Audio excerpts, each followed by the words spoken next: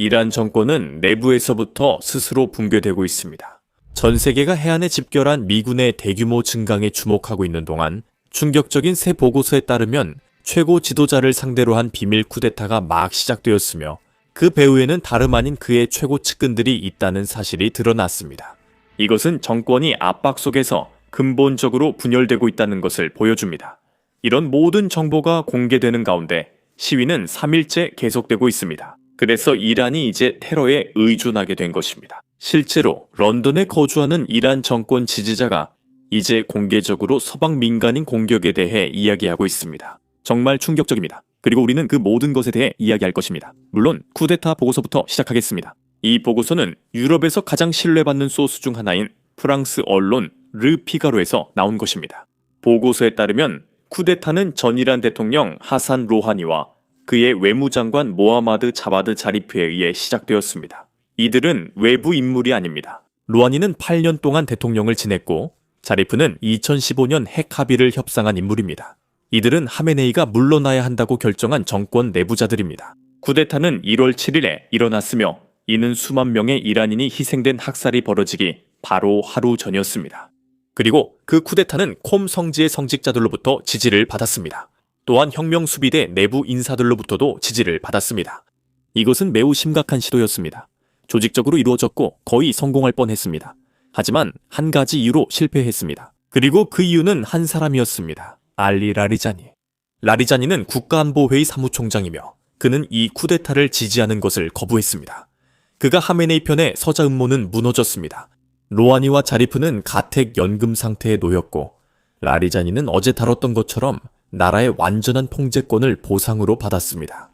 쿠데타를 진압한 그 남자가 이제 이란을 이끌고 있습니다. 그리고 곧 다루겠지만 이제 그는 미국과의 협상을 주도하고 있습니다. 하메네이는 86세입니다. 그는 자신의 전 대통령으로부터 쿠데타 시도를 가까스로 넘겼습니다. 그래서 그는 그 나이에 모든 독재자들이 하는 일을 했습니다. 자신을 구해준 남자에게 권력을 위임한 것이죠. 어제 우리는 이번 주 후반에 이란과 미국 사이에 또 한 번의 핵 협상이 예정되어 있다는 사실을 알게 되었습니다. 많은 이들이 이번이 군사행동 전 마지막 협상일 수 있다고 말합니다. 그리고 이란 대표단을 이끄는 이는 이란의 사실상 통치자 알리 라리잔입니다. 라리자니가 미국의 이란에 최종 제안을 전달할 것으로 예상됩니다. 그렇다면 왜 사람들이 이번이 마지막 협상일 수 있다고 생각하는 걸까요? 미국이 원하는 것과 이란이 제안할 의사가 있는 것 사이의 격차가 엄청나게 크기 때문입니다. 미국은 세 가지를 원합니다. 핵 프로그램을 종료하고 탄도 미사일 프로그램을 해체하며 중동 전역의 대리 세력들에 대한 지원을 중단하는 것입니다. 다행히도 이란은 핵 관련 양보에 대해서는 논의할 의사가 있습니다. 하지만 미사일에 대해서는 그들은 아예 대화조차 하려고 하지 않습니다. 여기 어제 미국 텔레비전에서 이란 외무장관이 그 점을 분명히 밝히는 장면이 있습니다. 지금 핵 문제에 대해서만 말씀하시는 거죠. 현 단계에서는 핵에 관한 합의만 제안하고 계신데 루비오 장관은 의미 있는 합의라면 탄도미사일과 지역 내 대리 세력 지원 문제도 포함되어야 한다고 말했습니다. 현재 우리는 오직 핵 문제만 협상하고 있으며 다른 주제는 없습니다. 알겠습니다. 무기 사찰관들이 귀하의 핵시설에 자유롭게 접근하는 것을 허용하시겠습니까? 그리고 그들 중에 미국 사찰관들도 포함되는 것에 동의하시겠습니까? 저희는 NPT, 즉 핵확산 금지 조약의 충실한 회원국이며 국제원자력기구와 안전조치 협정을 맺고 있습니다. 그리고 저희는 준비가 되어 있습니다. 안전조치에 따라 국제원자력기구와 전적으로 협력할 준비가 되어 있습니다. 그리고 저희는 일정한 조건하에 NPT에 대한 안전조치의 추가 의정서를 수용할 수도 있습니다. 그리고 저는 완전한 검증 메커니즘, 완전한 감시 메커니즘이 받아들여질 수 있고 시행될 수 있다고 생각합니다.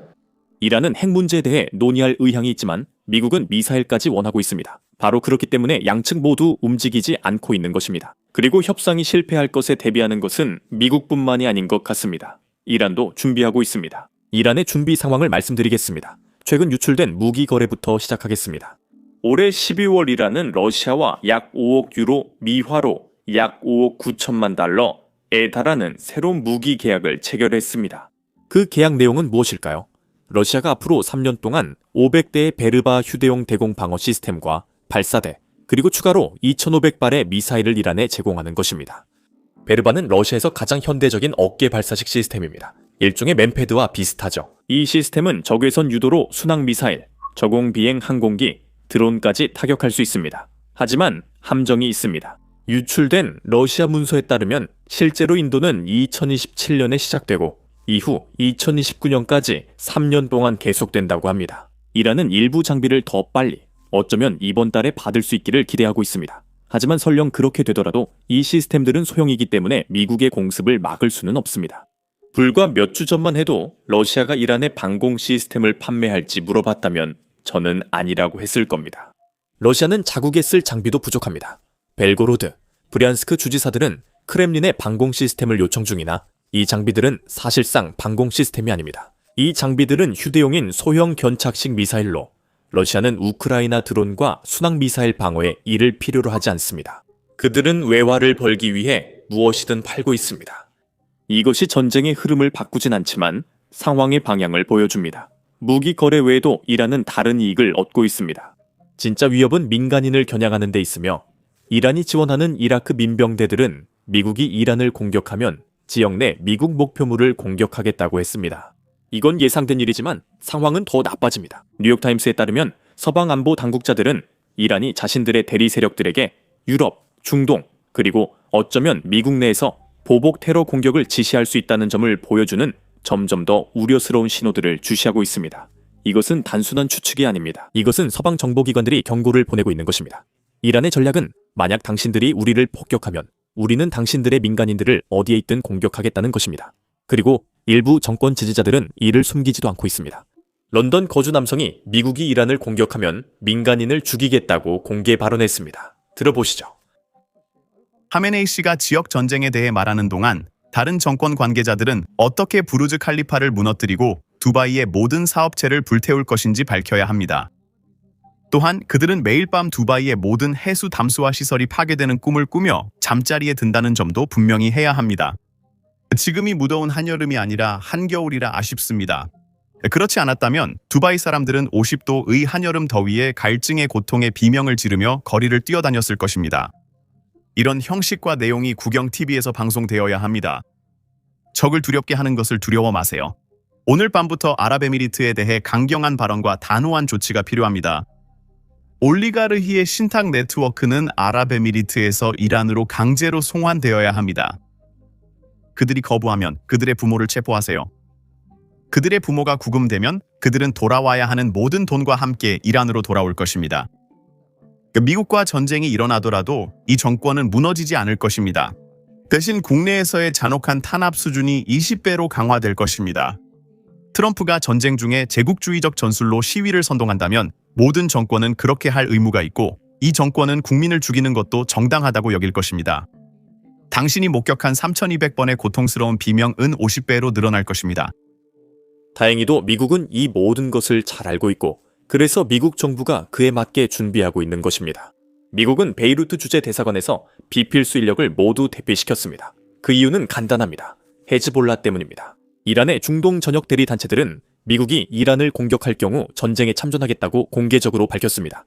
그 중에서 헤즈볼라가 가장 강력합니다.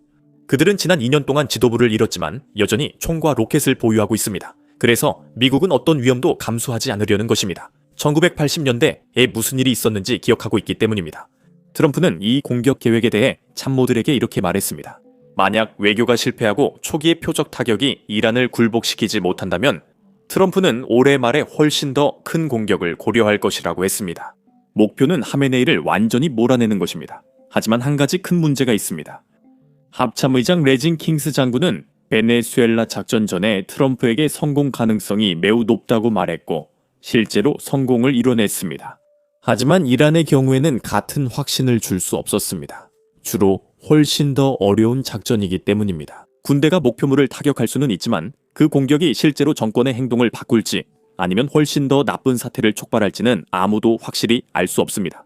이 모든 일이 외부에서 벌어지는 동안 정권은 내부적으로 다시 통제력을 잃고 있습니다. 시위는 이제 3일 연속 계속되고 있으며 점점 커지고 있습니다. 오늘 사흘째 되는 날에 중요한 일이 일어났습니다. 이란 여성들이 대거 시위에 참여해 샤 만세를 외치기 시작했습니다. 그리고 그것은 단순한 시위 구호가 아니라 이슬람 공화국 전체에 대한 직접적인 도전이며 1979년 이전의 이란으로 돌아가자는 요구입니다. 이란 혁명 수비대의 대응은 어땠을까요? 그들은 대학에 난입했습니다. 대나zi 학생들에게 실탄과 최루탄을 사용해 공격했습니다. 이번에는 정권이 자신들의 잔혹함을 세계가 보는 것에 대해 걱정하지 않습니다. 그들은 이미 그 단계를 지났습니다. 이제는 생존 모드에 들어간 것입니다.